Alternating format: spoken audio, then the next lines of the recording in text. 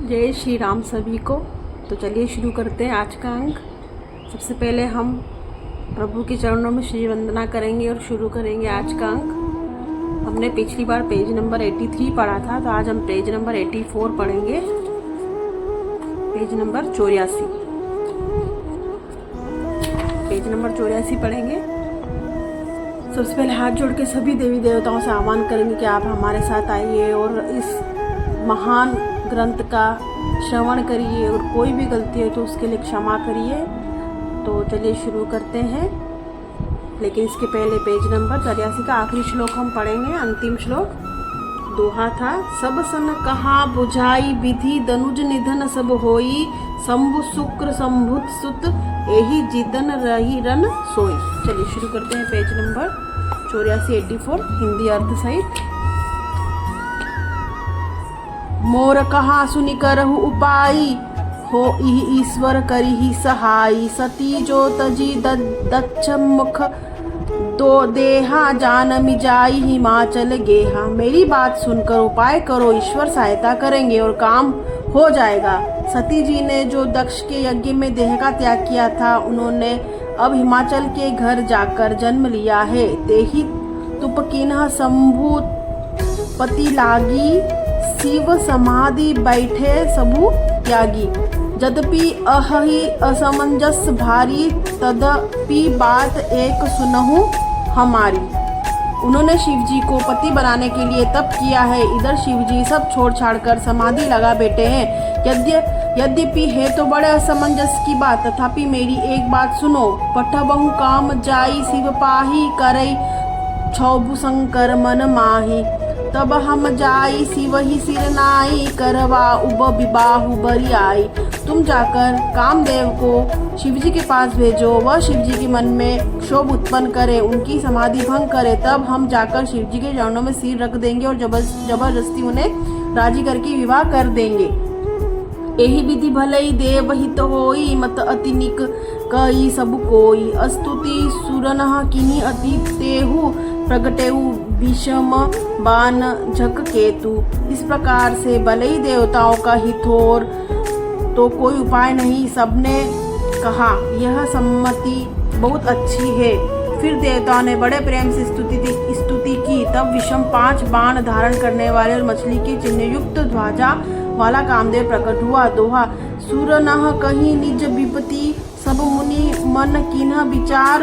शुंभ विरोध न कुशल, मोहि बिहसी कहेउ अस मार। देवताओं ने कामदेव से अपनी सारी विपत्ति कही। सुनकर कामदेव ने अपने मन में विचार किया और हंसकर देवताओं को ये कहा कि शिवजी के साथ विरोध करने में मेरी कुशल नहीं है। तदपि कर्म में काजू तुम्हारा, श्रुति कह परम धर्म उपकारा। परहित लागी तजहि जो देही, संतत सत सुसहि तेहि। तथापि मैं तुम्हारा काम तो करूंगा, क्योंकि वेद दूसरे के उपकार को परम धर्म कहते हैं, तो दूसरे के हित के लिए अपना शरीर त्याग देता हूँ। संत सदा उसकी बड़ाई करते हैं।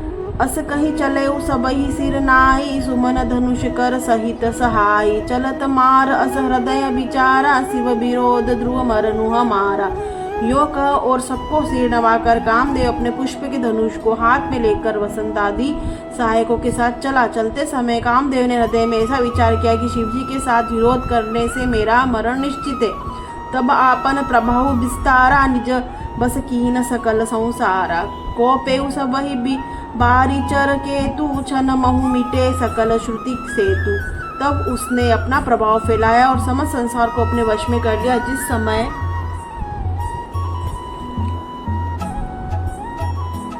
उस मछली के चिन्ह की ध्वजा वाले कामदेव ने कोप किया, उस समय क्षण भर में वेदों की सारी मर्यादा मिट गई।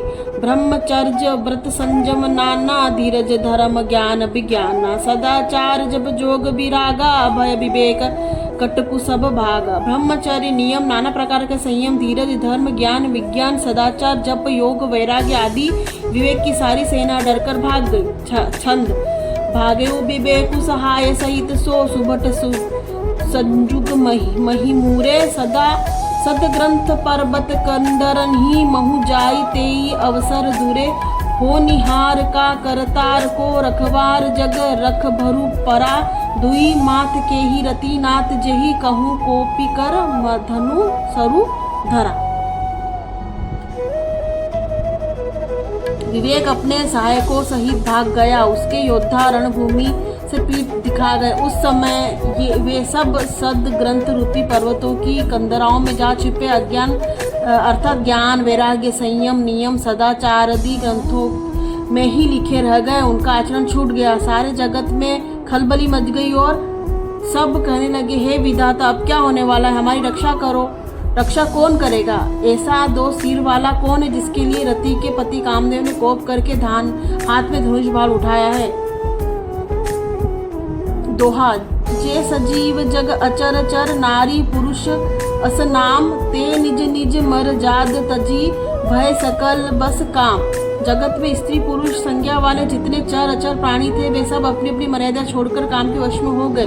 सबके हृदय मदन अभिलाषा लता निहारी नवही तरु शाखा नंदी उमगी अबुंधी कहूँ धारी संगम करही तालाव तलाई। सबके हृदय में काम की इच्छा हो गई। लताओं बेलों को देखकर वृक्षों की डालियां झुकने लगी। नदियां उमड़ उमड़ कर समुद्र की ओर दौड़ी और ताल तलैया भी आपस में संगम करके मिलने जुलने लगी। असी दशा जड़न कई बरनी को कही सकई सचेतन करनी पशु पक्षी नभ जल थल चारी भय काम बस समय बिहारी।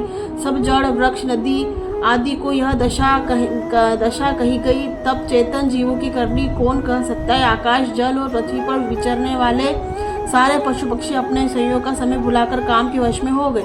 मदन अंध व्याकुल सब लोका निसी दिन नहीं अवलोक कहीं कोका देव दनुज नर किन्नर ब्याला प्रेत पिशाच भूत बेताला। सब लोग कामांध होकर व्याकुल ओटे चकवा चकवी रात दिन नहीं देखते। देव दैत्य मनुष्य किन्नर सब प्रेत पिशाच भूत बेताल।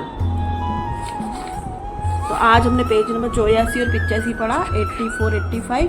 कल हम पेज नंबर 86 पढ़ेंगे, 86।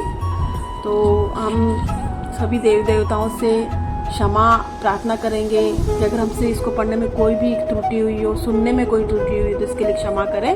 और हमको बहुत रोचक जानकारियाँ भी मिल रही है साथ साथ, तो बहुत ही अच्छा लग रहा है। तो आपसे फिर भेंट होएगी अगले अंक में, पेज नंबर 86 में। तब तक आपके अपने चैनल श्री राम कथा में कुछ भी जोशी आपसे विदा लेती हूँ।